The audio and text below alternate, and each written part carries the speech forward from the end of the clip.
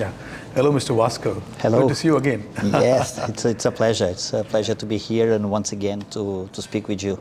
Nice to see you again. Thank you very much. I remember we shared a table, if I'm not wrong, in Dubai. Yes. For that outing. Yes. So, and after which you were supposed to go to Kerala. So I believe you did go there. I went to the south of India. Yes, Okay. in trying to increase and develop new markets, new cooperations in a globalized world once again. What are the as we challenges spoke. for this? What are the challenges? Like when you went to Kerala for a month, you stayed there and interacted with people. It was a tremendous experience. It was an honor and a tremendous pleasure to be there.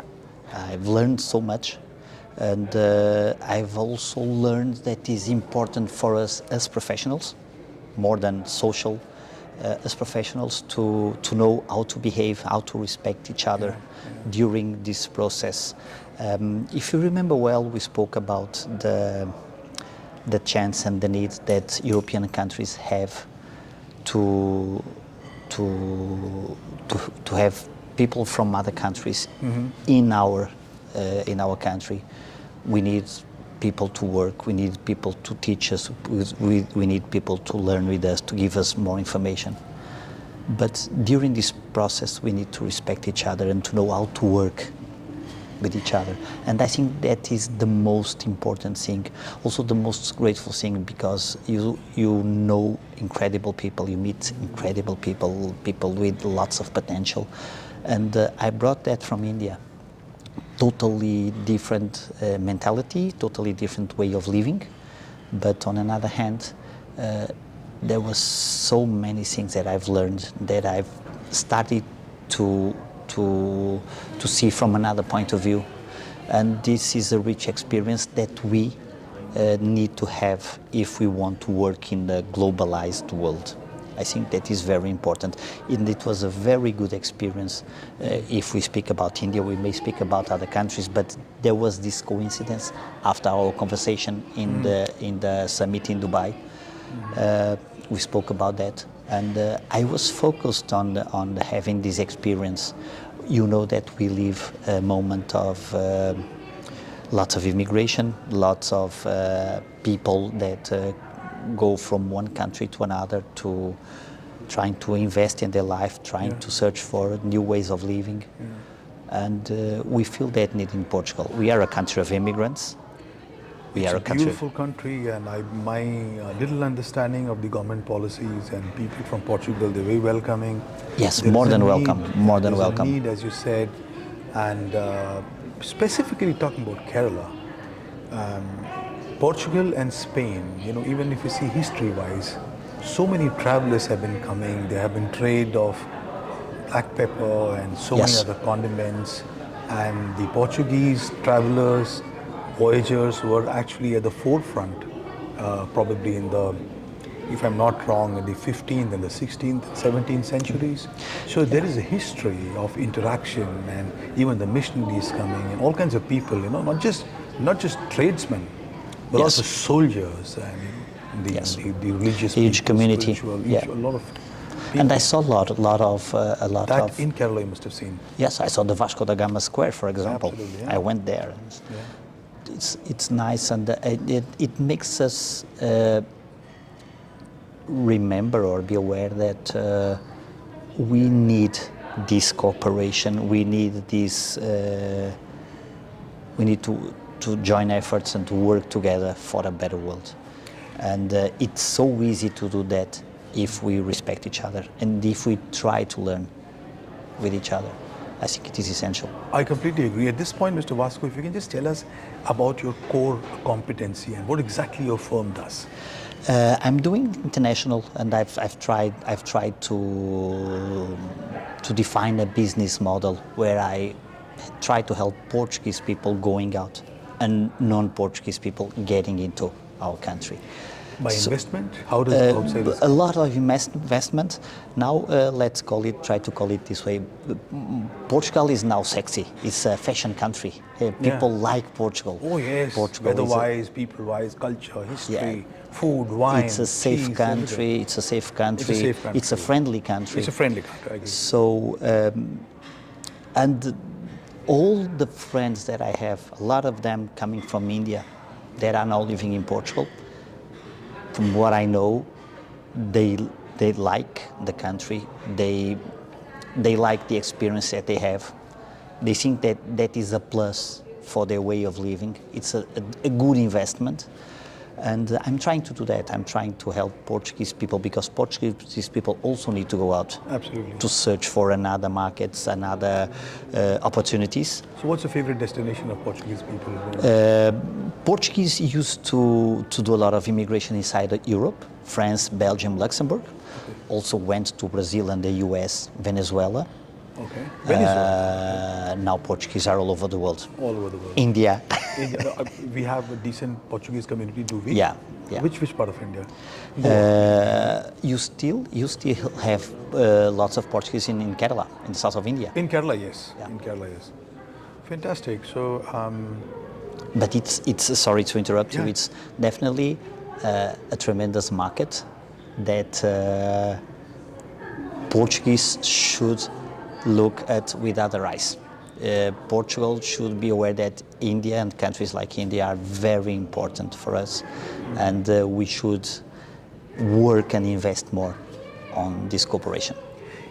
talking about the cultural assimilation as such, my impression for the Indian companies which are sending immigrants to Portugal and other countries, correct me if I'm wrong, is probably the agents and the legal professionals themselves are not conditioned to educate people, particularly from rural India, to make them understand that this is important. If you go to a foreign country like Portugal for livelihood, you want to make that country your home, then you got to assimilate in their culture. You cannot just, you can have your identity at your home.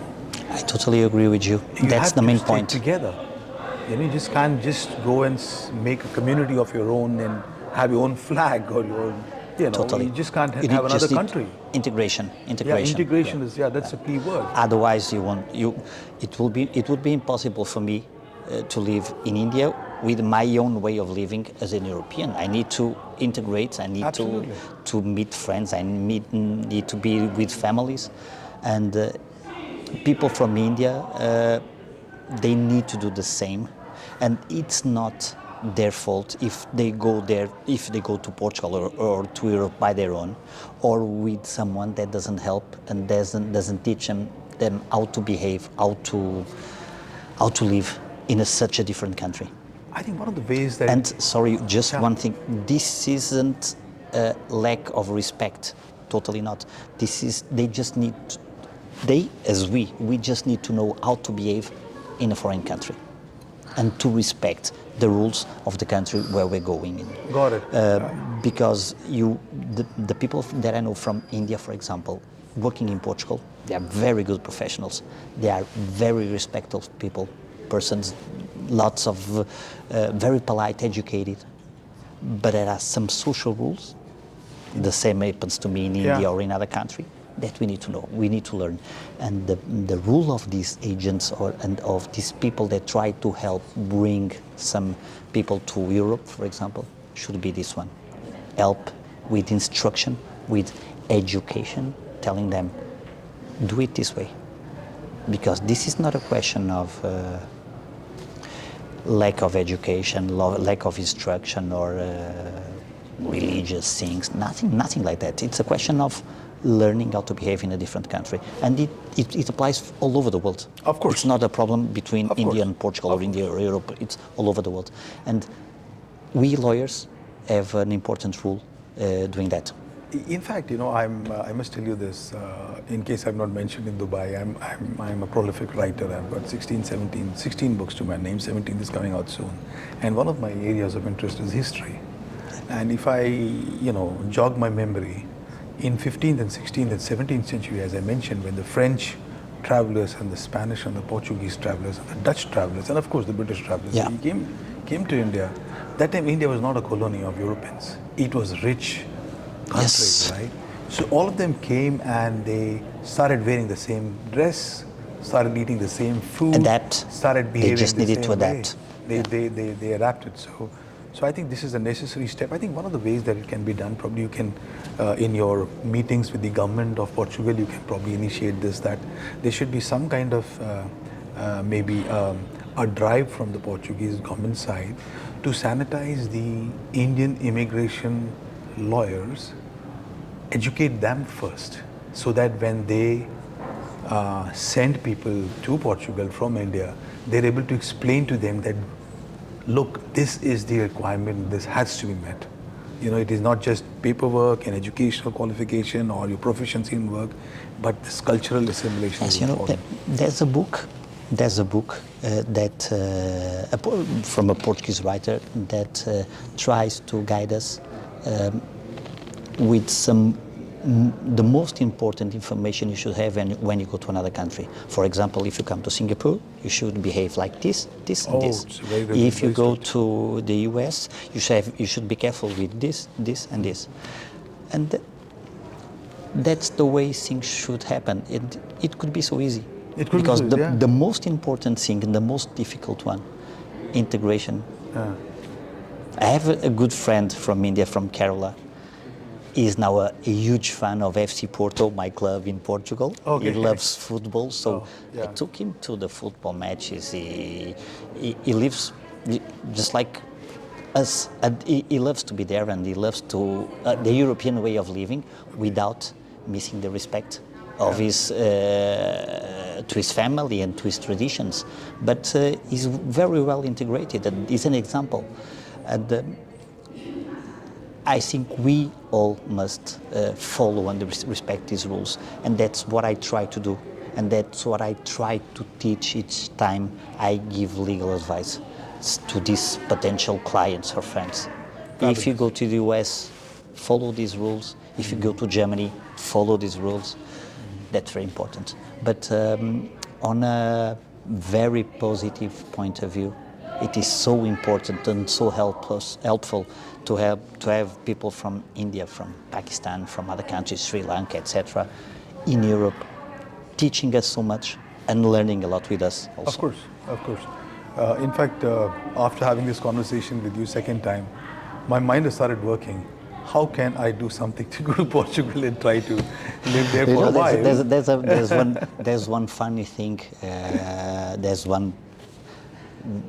I call it funny because I have a son that is 16, 17, he just made 17 a few days ago. And his love for football and sports is tremendous. And the number of people and families that don't live in Portugal but want to go to Portugal to see their kids playing on a Portuguese team and to learn how Portuguese kids play football, it's another dimension and a different point of view regarding immigration, but it is happening a lot. And you see people from Singapore, from the US, changing their way of living, moving to Portugal, and let's give our son the possibility of becoming a football player. Oh my This is a funny way of changing lifestyle, but it is happening a lot. Yeah, but this is the power of sports. Yes. And this is the power of football, particularly if Yeah. people can uproot themselves from one country, go to another country, so that the kids can, get a fair chance of representing that country. And It's this so fascinating. globalized way of living without the need of going to an office, physical office, without the possibility of working everywhere, gives us, this family, the chance to change mindset and say, okay, let's move to Portugal, let's move to Spain, let's move to Singapore. And Portugal is now trendy regarding families that move there and put the kids playing on a football team, Yeah. trying to be like a Cristiano Ronaldo, who knows? I know. Vasco, your English is very good. What percentage of people speak good English in Portugal? In Portugal, once again, as a country of immigrants, you had lots of people that spoke well French, because you have a huge immigration community in France, Luxembourg, and Belgium. But we feel that need. We are a friendly country. We like to have you with us. So each time we have people coming out from our country, we try to speak like you, French, English, Spanish. And once again, on a legal perspective, on a professional point of view, being or trying to be a lawyer of excellence isn't just not only technical skills, technical legal skills. Mm-hmm. It's having other tools, just like learning languages, availability to travel,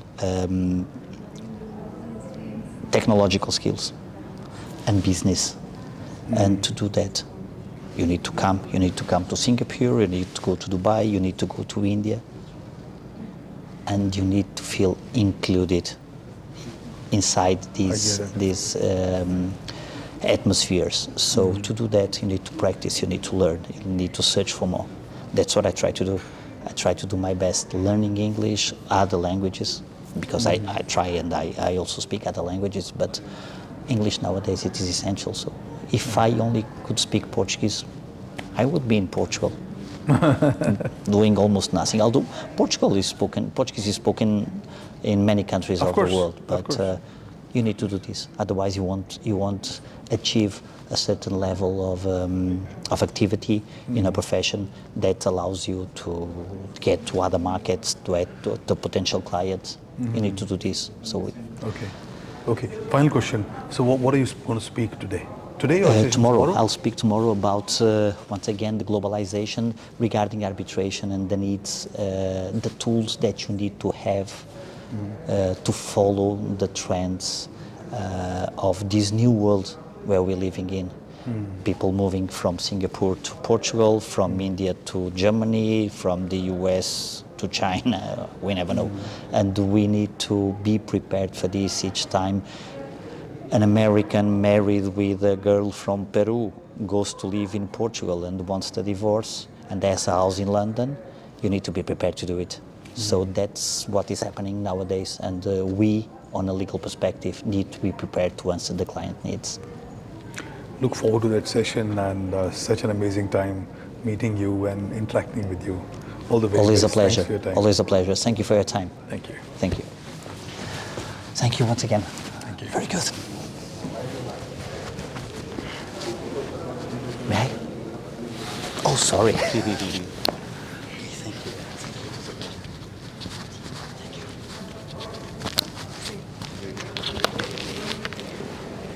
Hello.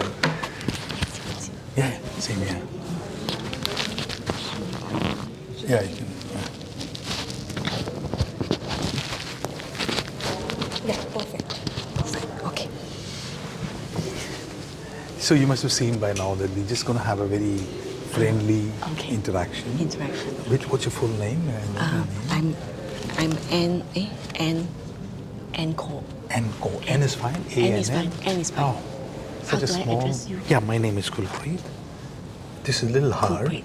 but this should be easy. Y-A-D-V Yadav. Kulpreet. Call me Kulpreet, whatever.